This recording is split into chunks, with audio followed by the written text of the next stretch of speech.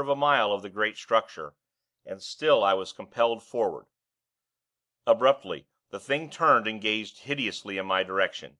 It opened its mouth, and for the first time the stillness of that abominable place was broken by a deep, booming note that sent an added thrill of apprehension through me.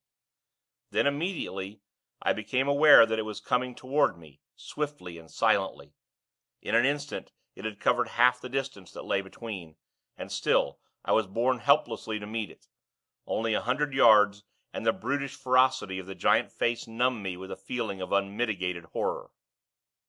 I could have screamed, in the supremeness of my fear, and then, in the very moment of my extremity and despair, I became conscious that I was looking down upon the arena from a rapidly increasing height. I was rising. In an inconceivably short while I had reached an altitude of many hundred feet.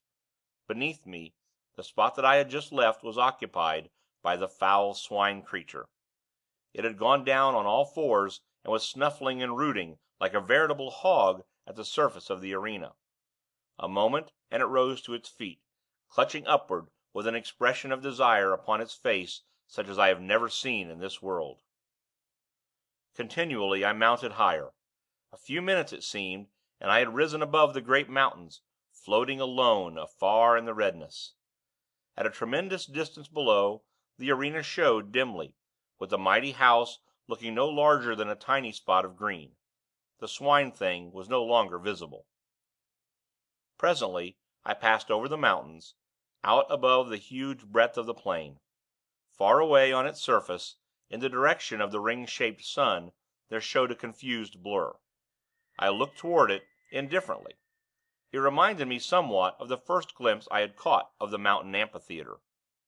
With a sense of weariness I glanced upward at the immense ring of fire. What a strange thing it was! Then, as I stared, out from the dark center there spurted a sudden flare of extraordinary vivid fire.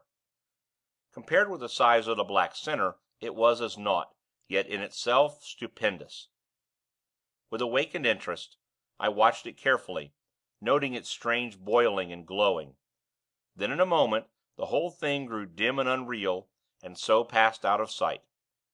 Much amazed, I glanced down to the plain from which I was still rising. Thus I received a fresh surprise. The plain, everything, had vanished, and only a sea of red mist was spread far below me. Gradually as I stared this grew remote, and died away into a dim far mystery of red against an unfathomable night.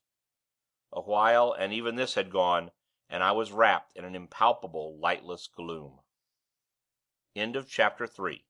Recording by Alan Winterowd. Boomcoach.blogspot.com